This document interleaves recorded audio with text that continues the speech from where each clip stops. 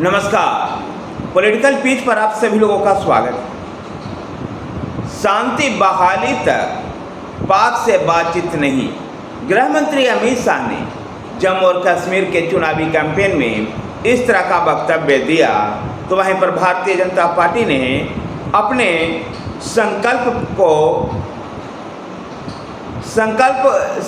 पत्र को जारी कर सत्ता की सीढ़ियां चढ़ने के लिए महिला, किसानों और युवाओं को साधा है। लाल चौक पर दिग्गजों की घर में भाजपा भी सेंध लगाने का प्रयास कर रही।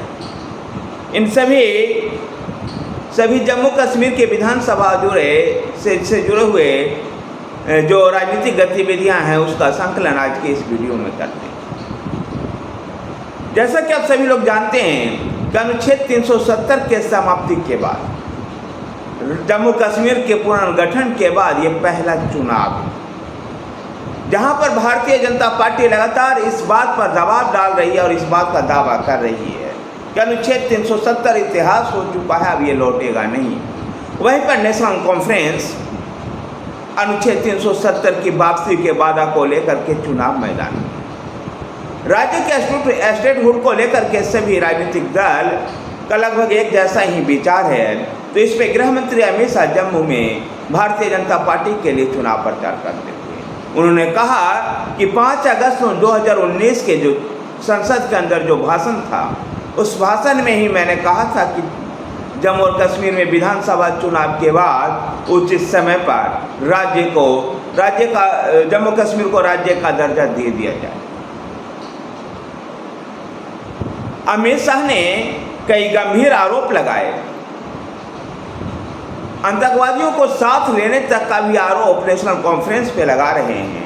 तो उनका ज़्यादा फोकस जम्मू क्षेत्र में जब वो चुनाव प्रचार करते हैं तो उनका ज़्यादा हमला कांग्रेस पर होता है और कांग्रेस से सवाल पूछते हैं कि राहुल गांधी इस बात को क्लियर करें, स्पष्ट करें, क्या वो नेशनल कॉन्फ्रेंस के अनुच्छेद 370 की वापसी पर सहमत हैं या नहीं।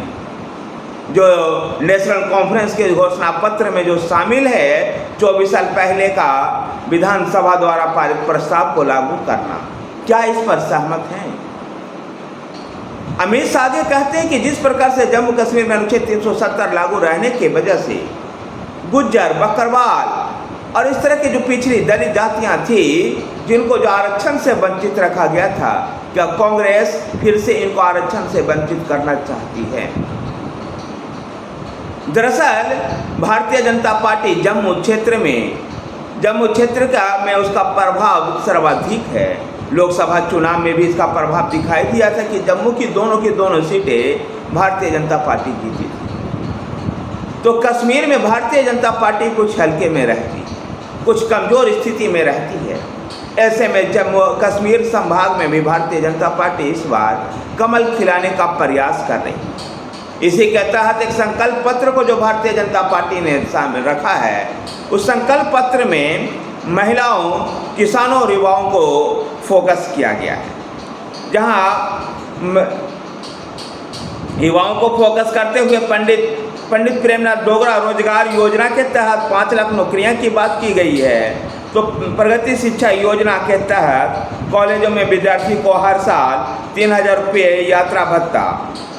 जम्मू कश्मीर में लोक सेवा आयोग व संघ लोक सेवा आयोग की परीक्षाओं की तैयारी कर रहे युवाओं को 2 साल में 10,000 रुपये की कोचिंग फीस दी जाएगी। प्रदेश के मेडिकल कॉलेजों में MBBS की 1000 अतिरिक्त सीटें सृजित की जाएगी। भाजपा ने दूर दराज इलाकों में हायर सेकेंडरी स्कूल के विद्यार्थियों को लैपटॉप देने का वादा किया है।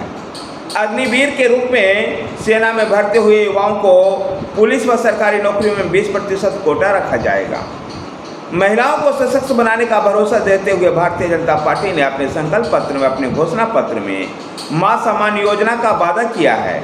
इसके तहत परिवार के सबसे वरिष्ठ महिला को हर साल 18,000 रुपये देने के साथ ही रसोई गैस के 2 मुफ्त सिलेंडर देने का भरोसा दिया गया है।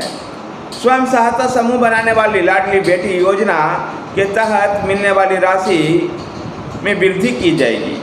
महिलाओं को पंचायती राज्य में स्थानीय निकाय संस्थानों में 50% का आरक्षण के साथ ही 50,000 लाखपति दीदी बनाने के साथ उद्योग खोलने के लिए महिलाओं की मदद की जाएगी।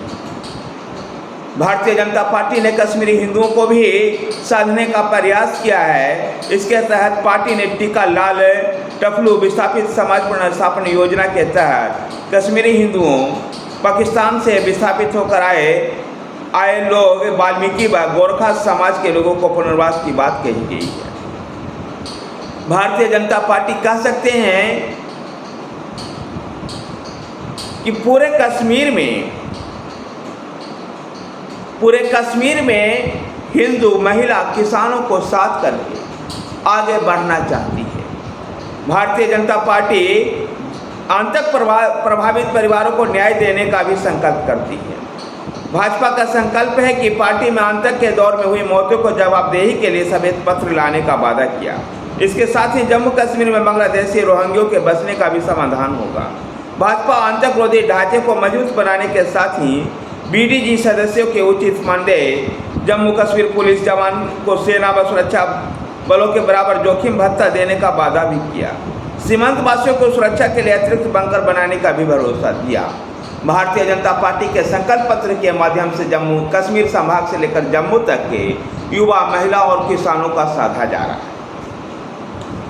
जम्मू कश्मीर संभाग से अगर बात करें, लाल चौक विधानसभा क्षेत्र, लाल चौक कश्मीर की राजनीति का प्रतीक है, श्रीनगर का सेंटर पॉइंट है।